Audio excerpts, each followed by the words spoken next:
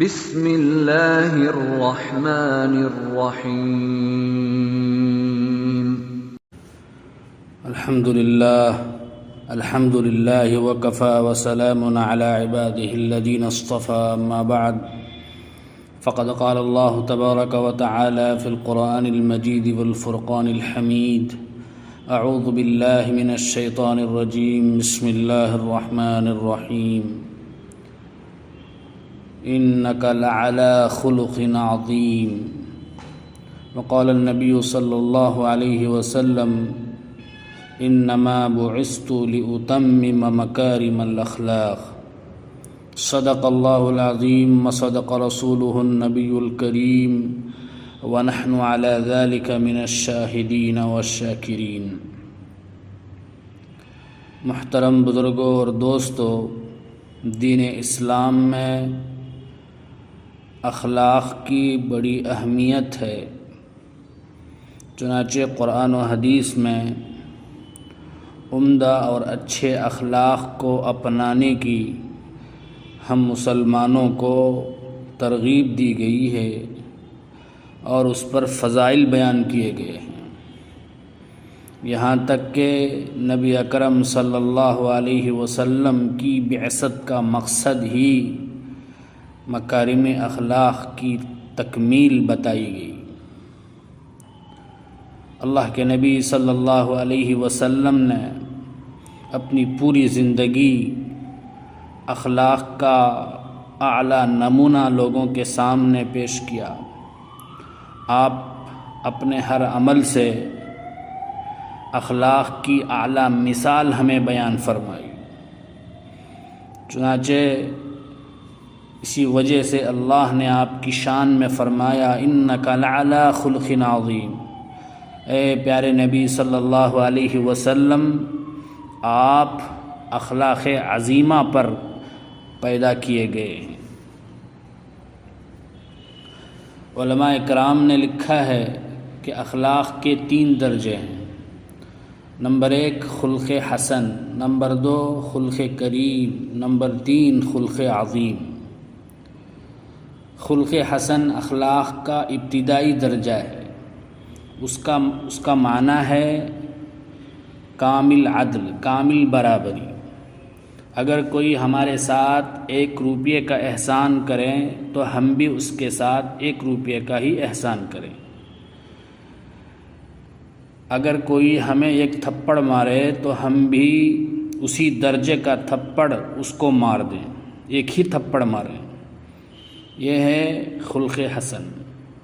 حضرت ابراہیم علیہ السلام سے لے کر حضرت موسیٰ علیہ السلام کے زمانے تک جتنے انبیاء علیہم السلام آئے، اللہ نے سب کو ان کی امتوں کی تربیت کے لیے خلق حسن کی تعلیم دی، خلق حسن کو اپنانے کا حکم دیا۔ حضرت موسیٰ علیہ السلام کی شریعت میں اسی خلق حسن کی تعلیم دی گئی۔ چنانچہ قرآن پاک میں موجود ہے، اللہ پاک فرماتے ہیں وَكَتَبْنَا عَلَيْهِمْ فِيهَا أَنَّ النَّفْسَ بِالنَّفْسِ وَالْعَيْنَ بِالْعَيْنِ وَالْأَنْفَ بِالْأَنْفِ وَالْأُذُنَ بِالْأُذُنِ وَالسِّنَّ بِالسِّنِّ وَالْجُرُوحَ قِصَاص۔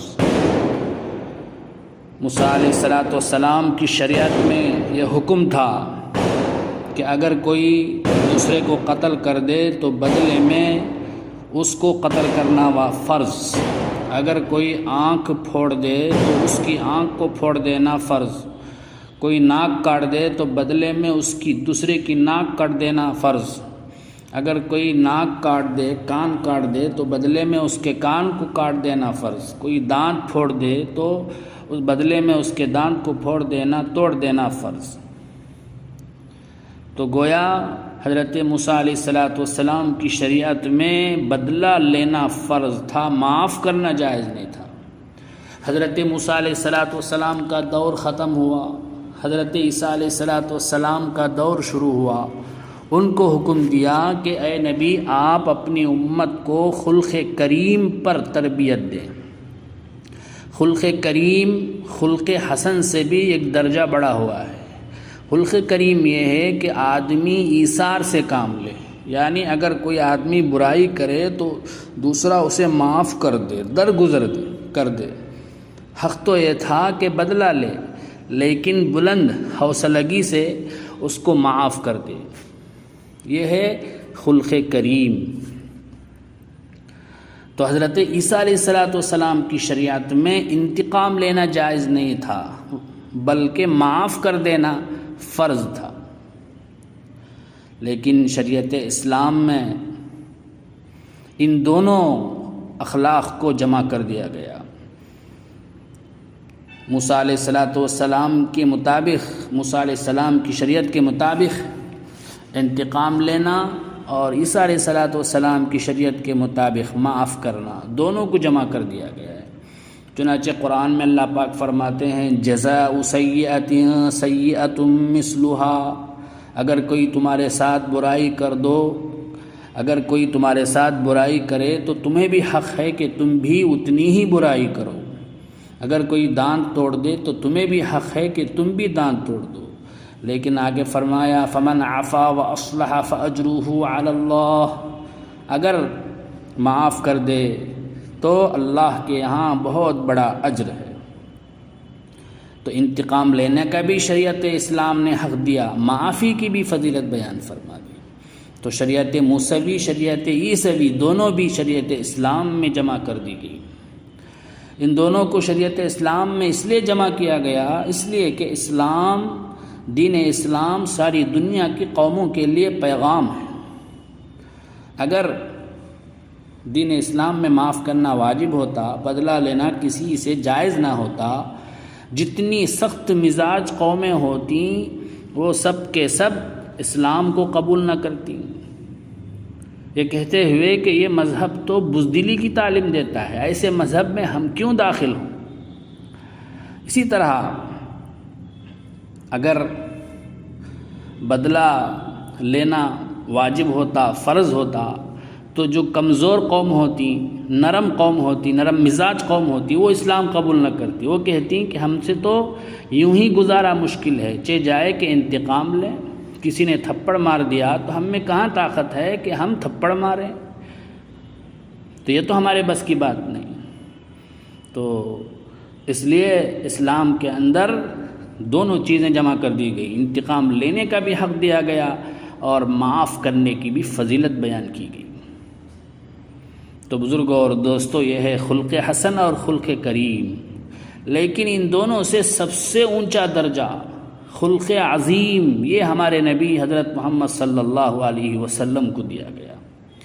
خلق عظیم یہ ہے کہ کوئی شخص کسی کے ساتھ برائی کا معاملہ کرے تو دوسرا معاف کر دے، صرف معاف ہی نہ کرے بلکہ معاف کرنے کے ساتھ اس کے ساتھ کوئی بھلائی بھی کرے۔ یہ اخلاق کا سب سے اونچا درجہ ہے، یہ ہمارے نبی حضرت محمد مصطفیٰ صلی اللہ علیہ وسلم کو عطا کیا گیا۔ لوگوں نے ہمارے نبی صلی اللہ علیہ وسلم کے ساتھ برائی کی تو آپ نے ان کے ساتھ انتہائی بھلائی کا معاملہ کیا۔ لوگوں نے گالیاں دیں، آپ نے ان کے لیے دعائیں دی۔ لوگوں نے آپ کو مجنون کہا، جادوگر کہا، دیوانہ کہا، آپ کے راستے میں کانٹے بچھائے گئے، لیکن آپ سب پر رحم فرماتے رہے، سب کے لیے دعائیں دیتے رہے، سب کے ساتھ بھلائی کا معاملہ کرتے رہے۔ تو اسی آپ صلی اللہ علیہ وسلم کی سیرت کو اور اخلاق کو قرآن کریم میں اللہ تبارک و تعالیٰ نے یوں بیان فرمایا، فَبِمَا رَحْمَةٍ مِّنَ اللَّهِ لِنْتَ لَهُمْ، اللہ نے آپ کے اندر جو رحمت کوٹ کوٹ کر بھر دی ہے، اسی وجہ سے اے نبی آپ کا دل نرم ہے، موم ہے، ذرا سی تکلیف پر آپ بے چین ہو جاتے ہیں۔ اس کے بعد فرمایا وَلَوْ كُنتَ فَظًّا غَلِيظَ الْقَلْبِ لَانفَضُّوا مِنْ حَوْلِكَ، اے نبی اگر آپ سخت دل ہوتے تو یہ جو دنیا آپ پر پروانوں کی طرح قربان ہو رہی ہے، آپ کے ارد گرد جمع ہو رہی ہے، سب اٹھ کر بھاگ جاتی، مگر آپ کے قلب کو ہم نے نرمی بخشی ہے۔ اس کے بعد حکم دیا گیا فاعف عنہم، اے پیارے نبی آپ معاف کرنے کو اختیار کیجیے، کوئی برائی کا معاملہ کرے تو آپ معاف کر دیں، انتقام نہ لیں۔ چنانچہ عمر بھر آپ نے کسی سے کوئی انتقام نہیں لیا۔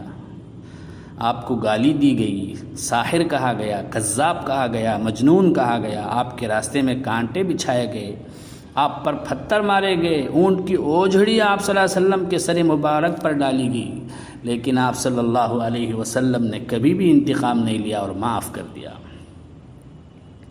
چنانچہ اللہ نے فرمایا فاعف عنہم، اے نبی آپ معاف کر دیجیے۔ اتنا ہی نہیں، یہ تو آپ کی شان کے لحاظ سے بہت ہی کم درجہ ہے، آپ اس سے بھی آگے بڑھیے۔ وہ یہ ہے کہ جو آپ کے ساتھ برائی کا معاملہ کر رہے ہیں آپ ان کے لیے دعائے مغفرت کریں، واستغفر لہم، اے نبی آپ ان کے لیے بخشش بھی مانگیں۔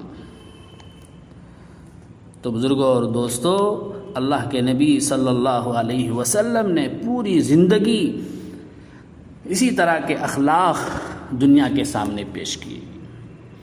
ایک واقعہ حدیث کی کتابوں میں لکھا ہے، جب آپ صلی اللہ علیہ وسلم کے لیے ہجرت کا حکم ہوا تو آپ صلی اللہ علیہ وسلم کی خواہش ہوئی کہ 2 رکعت کعبے کے اندر جا کے نماز پڑھیں۔ اس زمانے میں عثمان شیبی کے ہاتھ میں کعبے کی کنجیاں تھیں۔ آپ صلی اللہ علیہ وسلم نے عثمان شیبی سے درخواست کی 1-2 منٹ کے لیے بیت اللہ کھول دو، میں 2 رکعت نماز پڑھ لوں گا۔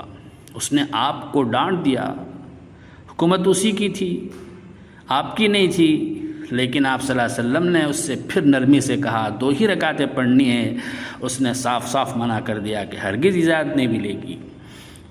بہرحال اس نے اجازت نہیں دی۔ آپ صلی اللہ علیہ وسلم نے اس وقت اس سے فرمایا عثمان شیبی، ایک وقت ایسا آنے والا ہے میں تیری جگہ کھڑا رہوں گا اور تم میری جگہ کھڑے رہو گے، اس وقت تمہارا کیا حشر ہوگا۔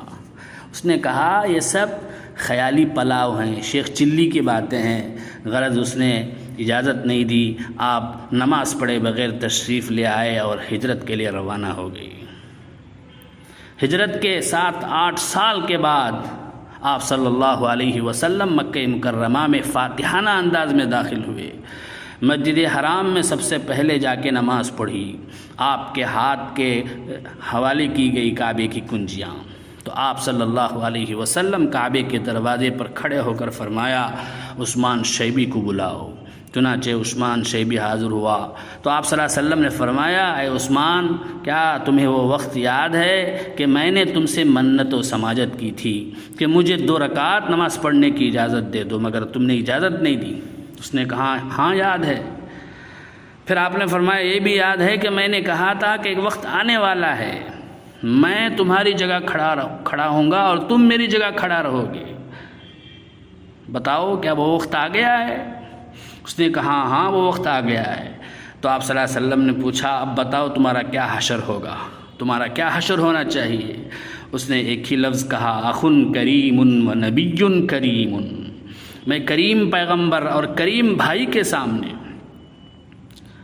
اس نے کیسا معاملہ کیا، کیسا برتاؤ کیا، 2 منٹ کے لیے اس نے دروازہ نہیں کھولا، لیکن آپ صلی اللہ علیہ وسلم نے اس کا صلہ، اس کا بدلہ یہ دیا کہ کعبے کی کنجیاں دوبارہ اسی کے سپرد کر دیں اور فرمایا نسلم بعد نسر، قیامت تک تیرے ہی خاندان کو میں یہ کعبے کی کنجیاں دیتا ہوں۔ آج تک اسی عثمان شیبی کا خاندان ہے جو کعبے کا کلید بردار ہے۔ یہ ہے ہمارے نبی اکرم صلی اللہ علیہ وسلم کے اخلاق۔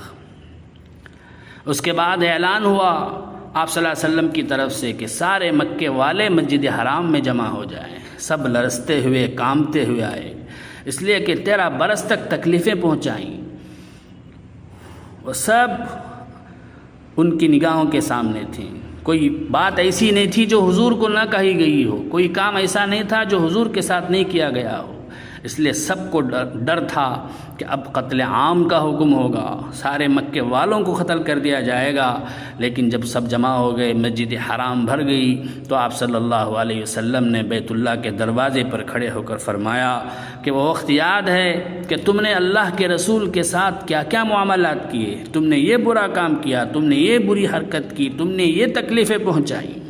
آپ نے سب کو یاد دلایا اور سب نے اقرار کیا، تو اب ان کو کامل یقین ہو گیا کہ اب تو حکم ہوگا کہ ہماری گردنیں مار دی جائیں گی۔ جب آپ پوچھ چکے اور سب نے اقرار کر لیا اور کوئی انکار کی گنجائش باقی نہیں رہی، تو آپ صلی اللہ علیہ وسلم نے اعلان فرمایا اذهبوا انتم الطلقاء، جاؤ سب آزاد ہو، مکے میں امن سے رہو، تمہارے اوپر کوئی گرفت نہیں۔ اس طرح کے اخلاق آپ صلی اللہ علیہ وسلم نے پیش کیے، جس کا نتیجہ یہ ہوا کہ سب کے سب جوخ در جوخ دین اسلام میں داخل ہو گئے۔ یہودی کا ایک قرضہ کا واقعہ بھی بڑا مشہور ہے۔ آپ صلی اللہ علیہ وسلم نے ایک یہودی عالم سے چند سیر جو قرض لیے اور یہ طے پایا کہ 6 مہینے کے بعد کھجور کی شکل میں قرض ادا کیا جائے گا۔ چنانچہ جو لے لیا، 3 دن کے بعد ہی اس نے آ کے مطالبہ شروع کر دیا کہ لاؤ میرا قرض ادا کرو۔ آپ قانونی طور پر فرما سکتے تھے بھائی تم نے 6 ماہ کی مدت طے کی تھی، تم تیسرے دن آ گئے، مگر آپ صلی اللہ علیہ وسلم نے یہ نہیں کہا، بلکہ حیا سے گردن جھکا لیا اور فرمایا کہ بھائی میرے پاس تو اس وقت کچھ نہیں ہے۔ کہنے لگا ہو یا نہ ہو ابھی ادا کرنا ہے، اسی وقت ادا کرنے پڑیں گے۔ آپ صلی اللہ علیہ وسلم نے پھر بہت نرمی سے فرمایا کہ بھائی میرے پاس ہوتے تو میں ضرور دے دیتا تھا۔ تو اس وقت اس نے آپ صلی اللہ علیہ وسلم سے کہا تم ہی نہیں تمہارے خاندان اور بنی ہاشم کی ہی عادت ہے کہ قرضے لے کے دبا کے بیٹھ جاتے ہیں، کسی کو واپس نہیں دیتے ہیں، اور سخت سست کہنا شروع کر دیا۔ حضرت عمر رضی اللہ تعالی عنہ کو اس کی نازیبہ حرکت پر غصہ آیا، عرض کیا یا رسول اللہ اجازت دیں کہ اس کافر کی گردن اڑا دوں کہ یہ آپ کی شان میں گستاخی کر رہا ہے، مگر آپ صلی اللہ علیہ وسلم اس یہودی عالم کے بجائے حضرت عمر رضی اللہ عنہ پر خفا ہوئے۔ اے عمر تم سے مجھے یہ امید نہیں تھی کہ تم ایسی بات کہو گے، تمہیں تو مجھے سمجھانا چاہیے تھا، میری مدد کرنی چاہیے تھی، الٹا تم اس کی قتل کی فکر کر رہے ہو۔ یہ تو اپنا حق مانگ رہا ہے، تمہیں حق مانگنے سے روک رہے ہو۔ اس کے بجائے کہ تم مجھے سمجھاتے نصیحت کرتے، تم اس کی گردن مارنے کی فکر میں ہو، یہ تمہارے لیے زیب نہیں دیتا، ہرگز مناسب نہیں۔ عرض کیا اللہ کے رسول پھر میں اس کی بد کلامی کو کیسے برداشت کروں؟ اچھا آپ اجازت دیں میں اس کے قرض کو ادا کر دوں۔ فرمایا ہاں اس کی اجازت ہے، ادا کرو، مگر جتنے ہم نے لیے تھے اتنی کھجوریں دو، بلکہ اس سے کچھ زیادہ ہی دے دو، کیونکہ ہم نے اسے بہت پریشان کیا۔ یہ مانگنے آیا، ہم نے وقت پر ادا نہیں کیا۔ حضرت عمر رضی اللہ تعالیٰ عنہ تشریف لے گئے، مقررہ کھجوریں اور اس سے کچھ زائد کھجوریں اس کو واپس کر دیں۔ اس کے بعد حضرت عمر رضی اللہ عنہ نے اس یہودی عالم سے پوچھا تم یہود کے عالم ہو؟ اس نے کہا ہاں۔ تو حضرت عمر نے پوچھا تم پر کیا مصیبت آئی کہ تم نے ایسی بدتمیزی کی، ایسی گستاخی کی؟ اس نے کہا اصل میں قصہ یہ ہے کہ میں نے ایسا قصدن کیا ہے، کیونکہ میں نے تورات میں پڑھا ہے حضور اکرم صلی اللہ علیہ وسلم اور آخری نبی کی یہ نشانیاں ہیں، میں نے ساری نشانیاں آپ پر آزما لی ہیں، ساری علامتیں، سارے اوصاف آپ میں دیکھ لے، صرف ایک وصف برداشت کا باقی رہ گیا تھا، اس لیے میں نے